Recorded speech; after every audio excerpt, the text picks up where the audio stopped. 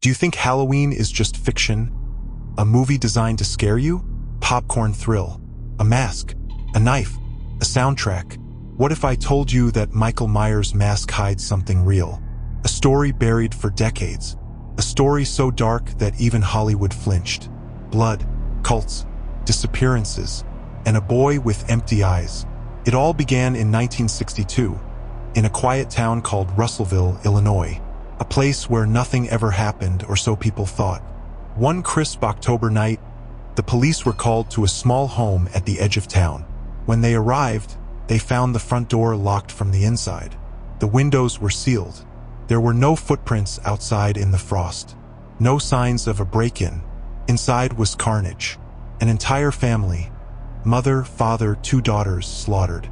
The living room was drenched in blood. Furniture overturned. Walls scratched as if by claws. The clocks had stopped at 3:33 a.m.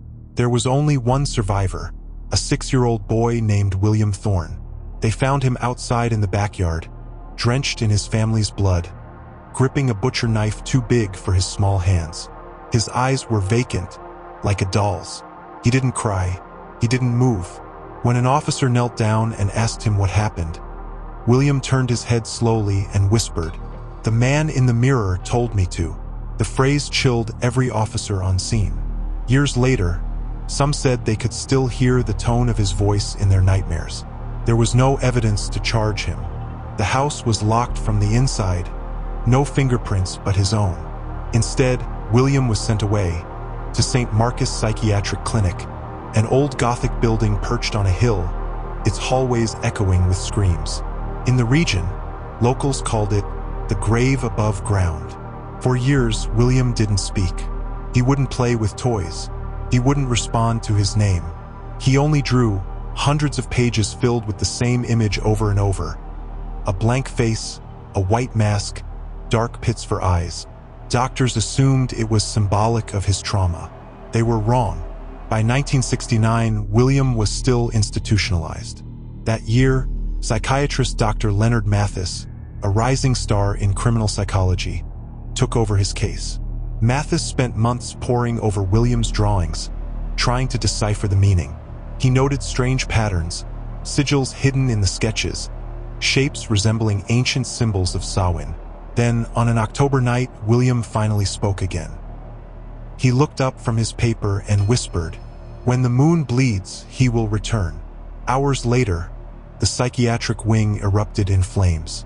Witnesses said the fire started in William's locked room, a room with no electricity, no lighter, no matches. William survived with barely a scratch. Dr. Mathis was not so lucky. He was found burned, and his skull crushed. The fire report called it an accident, but firefighters swore the blaze had a strange heat, as if ignited from within. 2 years later, William's file was abruptly closed. Cause of death listed as cardiac arrest. No photo of the body, no autopsy, just a rushed, scribbled death certificate. William Thorne had disappeared. Years passed, and then, in the mid-1970s, young screenwriter John Carpenter stumbled upon an old leather-bound diary at a flea market in Haddonfield. It was filled with scorched pages and erratic handwriting. The diary belonged to Dr. Mathis. Inside were his notes on William Thorne, and mentions of a cult called the Order of Samhine, a group believed to use children as vessels for ancient entities. Carpenter became obsessed. In those pages, he saw the foundation for a script. Out of that obsession came Halloween and its silent killer Michael Myers. White mask, empty eyes, unstoppable force. But few knew Carpenter wasn't just creating a monster. He was portraying one. During the 1978 filming of Halloween, the set was plagued by strange events. Lights flickered, equipment failed, cold spots moved through rooms. One actress swore she saw a man standing at the back of the studio, watching. Everyone dismissed it as nerves, until the electrician, Mark Daniels, was found dead in Warehouse 3, hung by the wrists, eyes gouged out. One word written in blood on the wall: Samhine. The death was ruled a suicide, but no one could explain how a man could mutilate himself like that. After that, Carpenter began waking at 3:33 a.m. each night to the vision of a boy staring at him from the foot of his bed. Sometimes he woke with claw-like scratches on his chest. He brought a medium to the set. She left terrified, saying the energy there was older than evil itself. Carpenter rushed to finish the film, telling friends he needed to close the cycle. The movie became an instant success. But soon after, people connected to the production began dying in bizarre accidents. The editor died in a freak film reel accident. His scream accidentally recorded. Other crew vanished or suffered public breakdowns. Jamie Lee Curtis later admitted she felt a presence on set. She refused to be alone during filming. Michael was just a character, she said years later. Or maybe not. In the 1980s, journalist Claire Hensley decided to investigate. She tracked down the old St. Marcus Clinic. It was abandoned but not empty. She found symbols etched into the walls. Dozens of white masks scattered in the basement.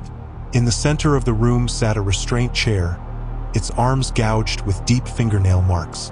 On one wall was a single chilling phrase: "He never left. He's just waiting for the next Halloween."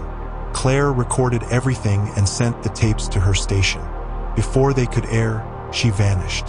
Her car was found burned miles away. The tapes gone. Her case shelved. In the 1990s, screenwriter Daniel Fans attempted to reboot the franchise with a script exposing the Samhine cult.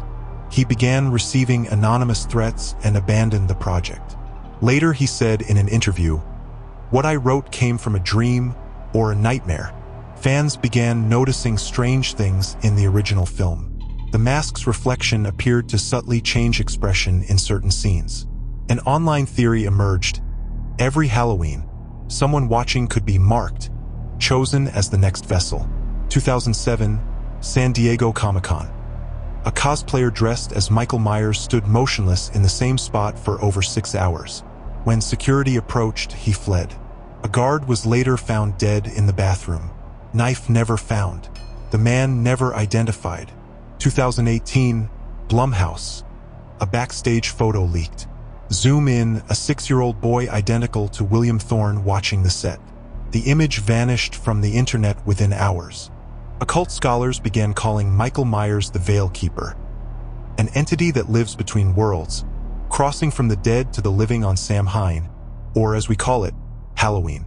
In 2020, a former nurse from St. Marcus broke her silence. She said William Thorne was no ordinary child.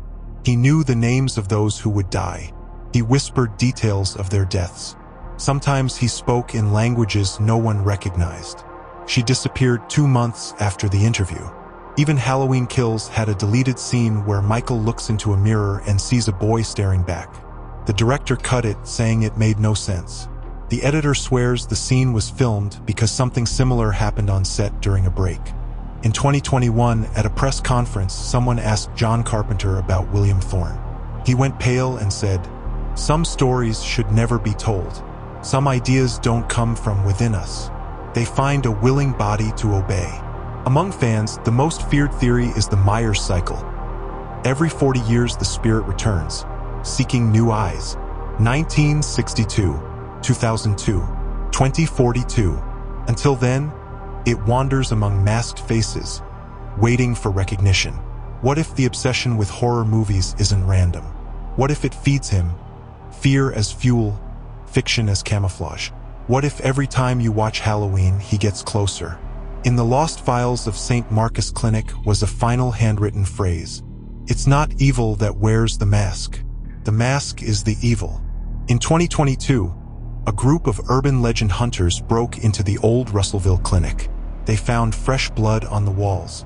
One member, Josh, vanished. His camera survived, still recording. The footage shows him walking down a dark hall, whispering, "There's someone here with me." The camera falls. Bare feet approach. Heavy breathing. A whisper, "He's awake." Then the footage melts from the inside. One investigator who watched it reportedly went blind. Despite everything, Halloween remains one of the most iconic horror franchises ever made. Its influence shaped generations of filmmakers. But behind the awards and nostalgia lies a warning. If William Thorne was real, then Michael Myers isn't a creation, he's a continuation. A vessel shifting through time, feeding on fear, crossing the veil, never dying. So the next time you watch Halloween alone and think you see something move in the reflection of the screen, don't blink. Don't look away, because if the legend is true, recognition is an invitation, and he only needs one glance. Some fans cover their mirrors before the movie. Some light a single candle. The bravest whisper his name 3 times before it starts. No one knows what happens to them. Maybe you'll find out, because the mask doesn't choose at random. It waits, it watches, and when the time is right, it returns. So this Halloween, ask yourself, are you watching the film, or is it watching you?